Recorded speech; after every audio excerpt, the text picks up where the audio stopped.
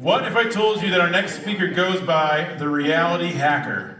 And she absolutely earned that title. This speaker is a work futurist, mindset coach, and founder of The Ultimate Reality, where she builds immersive extended reality learning environments so HR leaders can experiment with AI, identity, and the future of work before it happens to them. She's basically living in 2035 and was kind enough to come back and tell us about it, because we know the future of work is multiplayer. Justine Parks, come on down.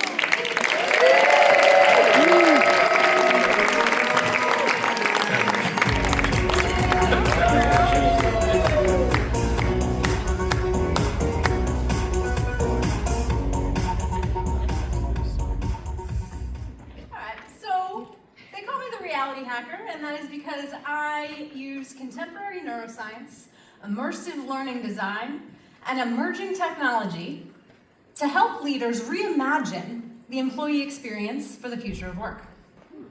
So leaders everywhere are asking employees to learn AI. But what if I were to ask you, hey, real quick, I need you to learn how to use this magical robot that is definitely going to take over your job. Yeah, can you go ahead and do that right now? And meanwhile, burnout is skyrocketing, right? And burnout impairs neuroplasticity, which is the brain's ability to learn. Not only that, it also costs companies billions of dollars. So we're asking people how to use we want them to use the exact thing that is causing them to maybe not be able to learn at all, which is kind of funny, right? But what if fun is actually the answer? So games trigger the play instinct. And when we play, neuroplasticity is increased. So we create these environments where we can experiment, practice, fail, and then get rapid feedback, which is exactly how the human brain evolved to live and learn. Humanity's original training tools were games. So let me tell you a little bit about a few. So let's talk about knucklebones, which is an ancient early human game that they used literal knuckle bones of sheep, and they would throw them like dice, and it taught people about chance and social interaction. We also had Senet, which was an ancient Egyptian game that taught people about perseverance. Then there was chess, that was a military simulator.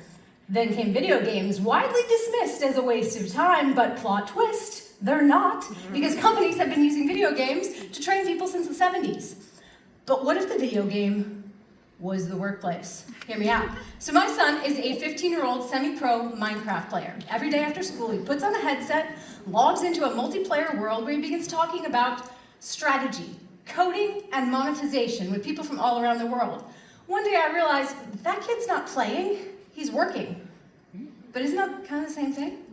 So games were designed to help people navigate complex situations that were happening in the world at the time. Now that AI is transforming the workplace, maybe we need some new games, and maybe some of these future leaders should help us design them. Okay, I know what you're thinking, right? But maybe Gen Z is optimizing for a new way of working. Maybe they are prioritizing rest, relaxation, creativity, socialization, adventure, maybe some of the basic building blocks of human performance. They're also remarkably entrepreneurial. So 49% of them say that they want to start their own business, 34% of them already have a side hustle, and 25% say that they want to use gaming or content creation as a legitimate source of income. They also were raised on algorithms and misinformation, which, scary as it sounds, actually is a good thing, because people who are exposed to more AI content have better AI bullshit detectors. So what are we talking about here? What are the skills that Gen Z is optimizing for? Human performance or original intelligence, artificial intelligence literacy, career agility. These are not Gen Z skills. These are future of work skills that you and I need to survive and thrive in the 21st century. So what do we need to do to activate these future leaders? We need engaging multiplayer workspaces where they can practice these future work skills in real time. So imagine logging into a multiplayer world when you start your workday and you talk to an AI mentor who gives you your quest for the day, and they give you prompts throughout the day that help you throughout your mission until you achieve it. Sounds a little more fun than shooting off GIFs in a Teams chat, right? So, but what happens in XR should not stay in XR. So emerging research does show that learning can transfer from extended reality to real life, but only if it closely resembles the real world. I recently hosted a multiplayer leadership retreat. We played an AI-powered future of work learning game inspired by tarot, and they scanned cards, talked to an interpreter bot, and completed wellness activities.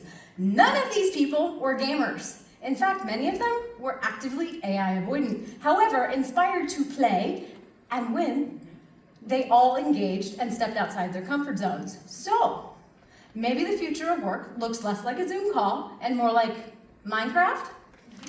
The future of work is multiplayer.